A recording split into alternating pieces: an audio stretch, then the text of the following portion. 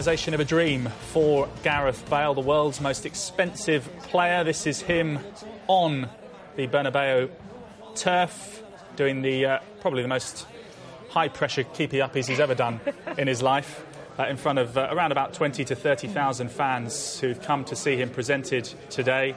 £85.3 million. He was presented a little bit earlier on by the Real Madrid president, Florentino Perez. Guillaume Balaguer's in the studio alongside us. Just tell us about what he'll be doing from now. Obviously, we can see the cameras getting their shots. He's then going to be having a press conference. I mean, what will be the key questions, do you think, that will go at Gareth Bale today? I'm not sure there'll be a press conference. It's not planned. I haven't heard anything. But he will have to pretty soon go do the rounds, go to AES and go to Marca and go to Cadena Ser. But he's going to have to join Wales.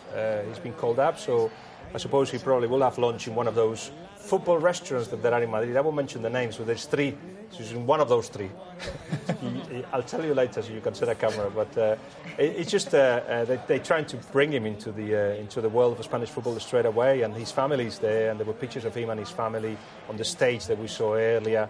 And it's, we're talking about money, we're talking about, the expectations, so many people. There were people queuing since 7 in the morning to enter. The reason why it was all delayed a little bit was because there were still people entering when it was expected to be announced or seen to the world. So Real Madrid preferred to delay it and bring everybody in before starting the procedures. We're talking about all this, but at the end, there's a guy who, when he was 7, 8, 9, wanted to go to Madrid, and he's there now at a time when it's very difficult to go to Madrid, because not only you have to be a very good player, you have to be marketable, you have to be the best at what you do. And he's reached that moment where he has been. And for 2 or 3 years ago, him to say, I'm willing to do that kind of a step, and it's a massive step, means that mentally perhaps he's stronger than we see, because what we're seeing, and you've seen him and you've all spoken to him, is a shy, quiet guy, but he certainly knows what he wants, and he's given what it is, really, personally and professionally, a very big step. You mentioned the story there about him as a kid being a Real Madrid fan. It's not a myth. They used the picture at his presentation. I mean, it's obviously fortunate and it's wonderful for him that he has realised the dream, but how important do you think it is for the fans to almost know that he's desperate to be playing for this club, and he's not just simply a big money signing, he's not just a message from the president? Good point, because we lose sight of that.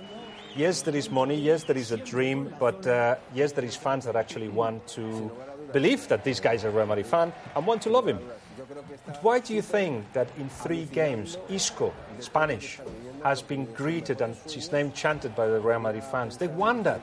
They're a little bit fed up of Ozils, if you like, or players that they just seen Real Madrid as a professional move. It's most of the cases is what it is, but they want more Spanish players they can identify with, and they want players that they can identify almost as fans as well. Gareth Bale is the full package, and as Florentino Perez has reminded everybody in Spain, we've stolen the best player from the Premier League. So that is also something that the Real Madrid can